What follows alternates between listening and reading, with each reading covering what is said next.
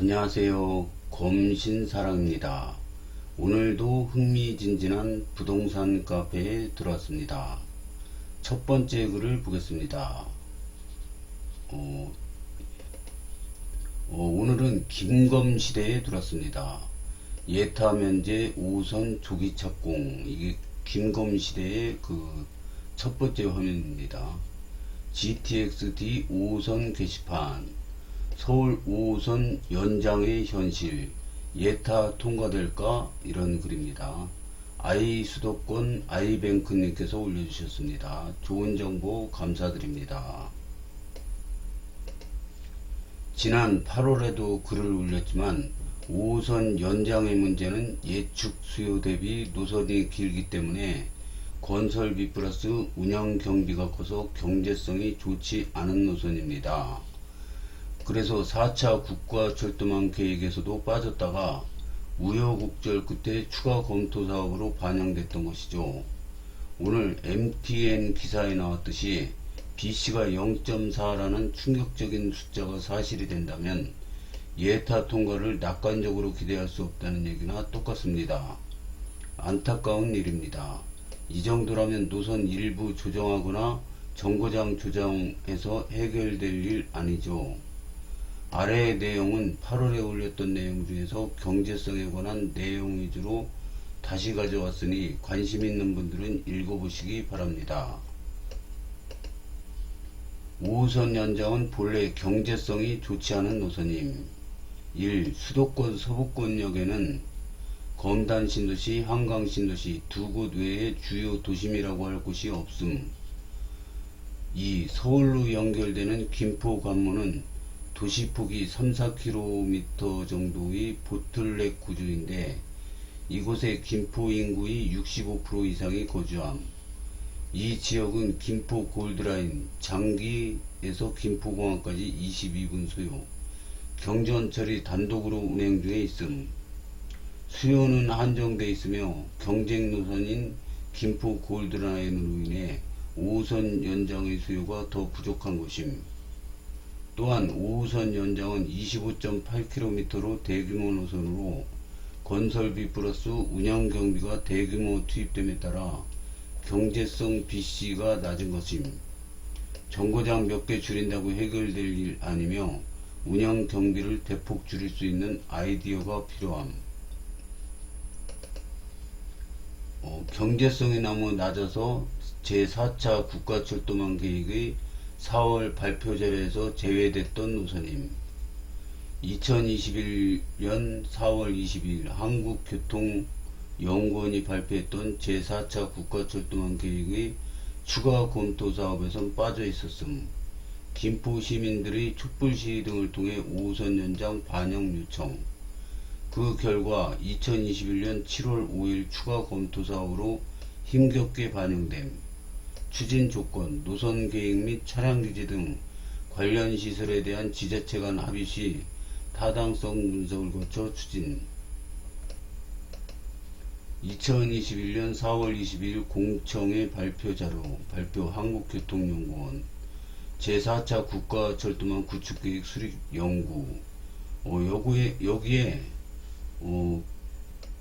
서울 5호선 연장은 없고요. 여기 네 번째 란에 추가됨. 여기에 서울 5호선 구리 남양주 연장. 이거를 확대해 보여야겠습니다. 네 번째 칸에 있네요. 조금해서 잘 안 보여서 서울 5호선 김포 검단 연장, 방화역에서 검단 김포. 여기 추가로 설정된 것 같습니다.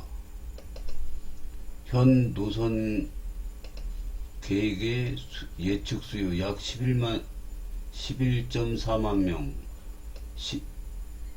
11만 4천 명, 턱없이 부족함.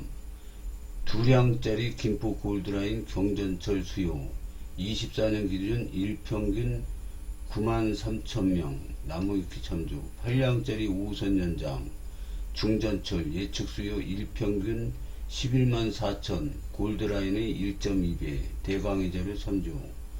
수송력이 압도적으로 많은 5호선 연장의 수요로는 턱없이 부족. KDI 공공투자관리센터에 조사받게 되면 이 수요에서 더 떨어진다고 봐야 합니다. 경제성도 떨어짐. 이거는 링크로 올려주셨는데 네이버 카페에 이 글을 올리신 분이 올린 글 같습니다. 댓글을 보겠습니다. 민자 무새들 총 출동하던데 민자는 어려울 겁니다. KDI는 건폐장 문제보다 다른 문제가 더 크다고 합니다. 이음시티 등 개발 확정 안된 부분들이 가장 크다네요. 대광이가 5호선 예타 통과 약속했으니 통과시키겠죠. 예타 통과가 되면 재정으로 하면 될 일이죠. 직결이 가능하면 직결로 추진하면 될 일이고, 그래서 예타를 기다리고 있는데 민자무새는 뭔가요? 그리고 대광이가 5호선 예타 통과를 약속했다니 무슨 말도 안 되는 소리를 하시나요? 무슨 약속을 어떻게 했다는 말인가요? 대광이가 무슨 책임을 져요? 그걸 믿고 있다면 민자니 뭐니 이런 단어 사용할 필요도 없을 텐데 왜 언급합니까? 재정으로 안 될 일이면 민자도 검토할 수 있는 거죠.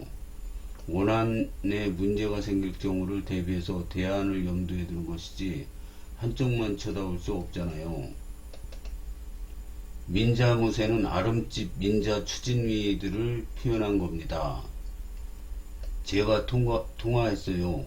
신속 예타 넘긴 건 예타 통과시키려고 그러는 거다고 시켜야죠 했죠. 민자 노선 무조건 반대하는 거 아닙니다. 작년에 제안한 노선은 반대하는 게 당연하죠. 서울 직결도 아니고 콤팩트 시티가 종점도 아니고 8량도 아니고 4량. 노선 축소를 하면서 왜 콤팩을 빼요? 거쳐가는 중간을 빼야지. 민자는 걔네들이 1년에 한 번씩 제안하는 겁니다. 자유예요. 전화 통화하신 내용이면 참고만 하시면 될 것 같습니다. 약속한 건 아니죠. 대광에도 책임 안 지려고 KDI에 용역 의뢰하는 거잖아요. 공무원이 사업에 대해 이런저런 약속하는 거 보셨어요? 안 합니다. 참고로 끝낼 내용은 아니고요. 김 시장님, 시민들에게 결과 입장 소식이 있어야 할 듯하네요. 국회의원 두 분 다도 똑같이 입장.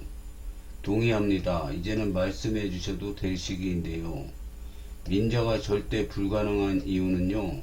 무엇보다 빙빙 다 돌아다니면서 교통부담금 분담하는 곳 컴팩트 시티에는 정작 지하철 연장이 안 된다는 얼탱이 없는 발상이기 때문입니다. 그런 논리라면 향후 거물대리, 환경재생, 복합단지까지도 연결 못하겠네요. 콤팩시티 교통분담금 확정됐나요? 아직 안 됐죠. 콤팩트시티 지구계획 승인 및 분담금 확정되고 나면 콤팩까지 연장할 수 있는 명분 충분하죠. 아님 콤팩까지 수정해서 민간에서 다시 제출할 수도 있겠죠. 현재 콤팩까지 연결 안 된다고 정말 불가능할까요? 그리고 거물 대리도 분담금 확정되고 나면 컴팩트시에서 추가 연장하면 될 일이고요. 물론 예타 통과되면 쓸데없는 얘기지만 그렇다는 말입니다.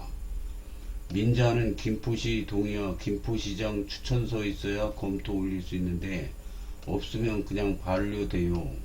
김포시는 동의 안 할 거니 민자 안 되는 게 사실이 맞죠.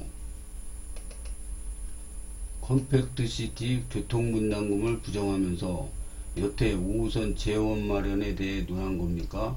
또 하나, 컴팩트시티에서 교통분담금 내는 게 향산리, 검신, 돌자고 냅니까? 환승하겠다고 냅니까? 교통분담금이 얼마인지 확정이 안 됐는데 민간에서 그 분담금을 고려해서 사업계획을 할 수 있을까요? 제가 보기엔 못할 것 같은데요. 컴팩트시티가 분담금을 내지만 100% 부담하는 게 아니에요. 국토부가 70%, 지자체가 30%를 부담하잖아요. 지자체가 부담하는 비용엔 시민, 기업 등이 낸 세금도 앞으로 부담할 세금도 포함되겠죠. 콤팩트시티에서 분담금을 낸다고 콤팩 서울로 직결 노선을 설치하는 건 아니죠. 다만 컴팩트 시티가 많은 부분을 담당할 뿐이죠. 그것도 모르고 예타를 돌립니까? 심지어 교통분담금으로 재원 마련한다고까지 밝혔는데요. 많은 부분 담당할 컴팩이 없으면 그 부분을 국가 지자체가 다 대신 충당해 줍니까? 국가 지자체 부담 비용은 공통인 거예요. 컴팩트 시티 입주자들도 동시에 누려야 할 반면 컴팩트 시티 교통분담금은 그게 바로 그들만의 희생이에요. 잘 생각하세요. 교통분담금을 부정하다니요. 무슨 말인지 모르겠군요. 분담금 확정되면 노선 연장해서 반영하면 된다고 얘기한 건데, 그리고 지자체가 부담하는 비용이 있고 컴팩트 시티가 이 사업 전체 비용을 부담하는 게 아닌데, 노선이 향산리 검진을 통과한다고 컴팩트 시티에서 지적할 일은 아니죠. 향산리 검진으로 통과 안 하면 어디로 통과한단 말입니까? 대광이 중재안에 대해 대안도 없이 무조건 비판하는 건 이 사업 진행에 도움이 안 됩니다. 5호선 곧 들어오겠네. 서강급 발표 전 그 느낌. 그러게요. 지금 김포시장 머리 아프다. 민주당이 정권 잡는 순간 그냥 될 5호선 계속 딜레이 중. 이젠 시장 입장하고 시민들이 계속 속는 것도 지겹고, 민주당 혼 좀 나야 돼. 나쁜 집단이야. 김포들 5호선 가지고 우롱한 거라니까. 저희 김검시대도 움직여야 합니다. 언제까지 정치인들에게 속고 당할 건지 답답합니다. 김포 5호선은 코스닥 바이오주 산호고 임상 이상 결과 기다리는 느낌. 이렇게 상한가 치기가 어렵습니다. 저렴한 김포 아파트 매수해놓고 따블을 위치니 쉽게 되겠습니까? 털면 털리는 대로 견뎌야죠. 쉽게 수익 주지 않습니다. 민자로 할 거면 애초에 검단을 왜 거쳐요? 그러게 말입니다. 100일 102 중복 환승역 특혜는 명분도 부족합니다. 털고 있으니 나오겠죠. 이 김포랑 검단이랑은 요 주변이 개발되는 게 엄청나게 많습니다. 거기다가 김포에서는 차량기지까지 인수한다고 막 그랬으니까, 이게, 저는 시간 문제지, 결국엔 될 거라고 봅니다. 다음 글을 보겠습니다. 여기도 김검시대입니다. GTX-D 5호선 게시판.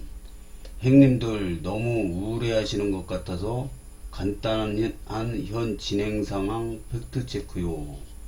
우화민님께서 올려주셨습니다. 좋은 정보 감사드립니다.